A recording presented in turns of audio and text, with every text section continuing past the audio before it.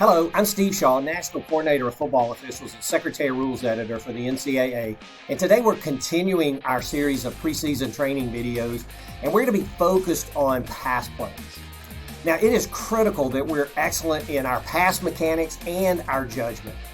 Not only on catch, no catch, but we've got to be very good on actions by receivers and defenders while the ball is in the air and before the ball's in the air. Now, our game is changing to a passing game, no question about that. For the 2022 season, our completion percentage was over 61%. And we've been over 61% for the past 3 seasons. And in the previous 150 seasons before that, we never approached 61%. So the completions are up, and in fact, yardage is up. This past year, passing yardage was about 1.5 times that of rushing yardage. So we've got to be good when it comes to pass plays. Now, we also want to do our preparation in the preseason, but certainly in season. We want to watch video of the teams we're preparing for so we understand formations, we understand coverages, potential routes that'll be run. We've got to prepare ourselves for the passing game. So with that, let's get straight on into our video. Our first play this week on the surface looks like a straightforward play.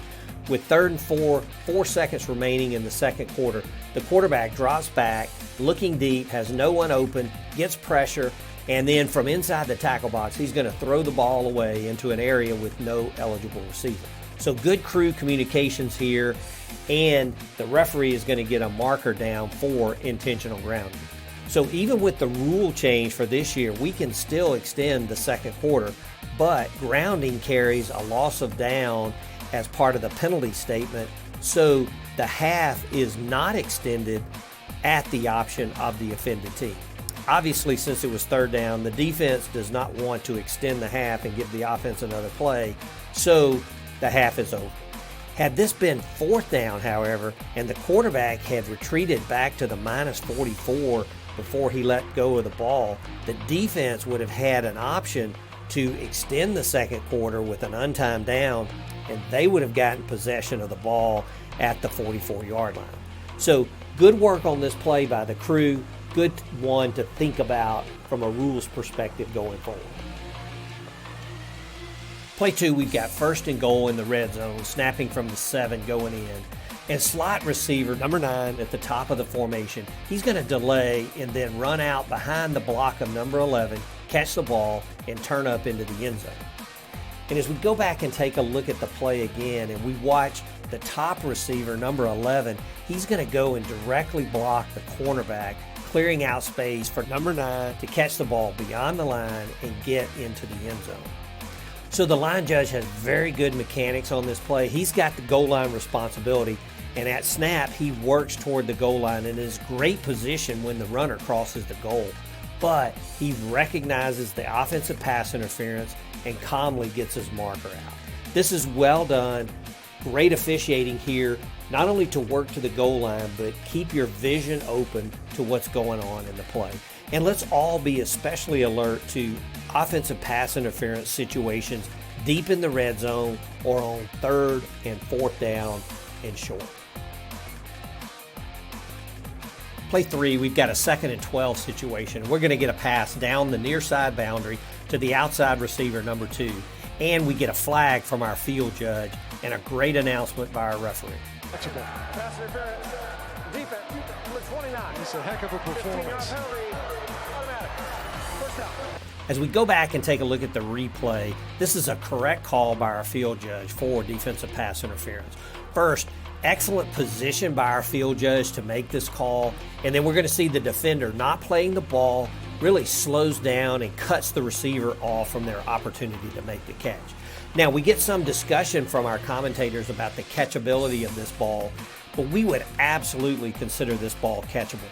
Remember, in our new officiating standards in the rule book, in Section 7, it states that an uncatchable pass must be blatantly uncatchable in order to disregard a foul for pass interference.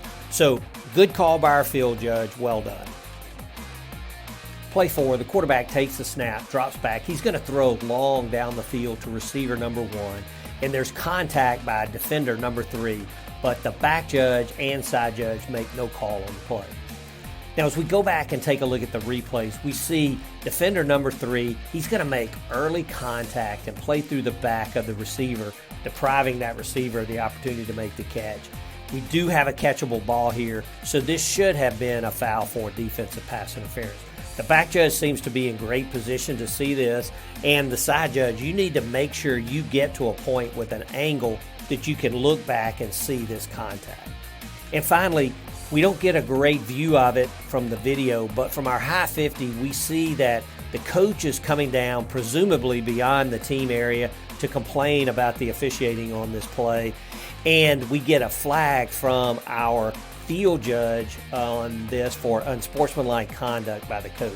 Can't tell if that was what we had here, but just remember that if a coach leaves the team area down toward the goal line or comes onto the field of play to debate an officiating decision, it's an automatic unsportsmanlike conduct foul. Play 5, we're going to look at a potential ineligible player downfield. Now we see the quarterback, he throws downfield, and we get some contact with the receiver and defensive back, but this is a good no call by our D. But as we go back up the field, we have 2 flags down, one from the headline judge, one from the umpire. And as we go back and take a look at the center, number 56, he's going to chip on the block with the left guard, and then he releases to the second level, and it's clearly 4 yards downfield when the quarterback releases the ball. This is excellent work with 2 flags down. This is a good job by the crew.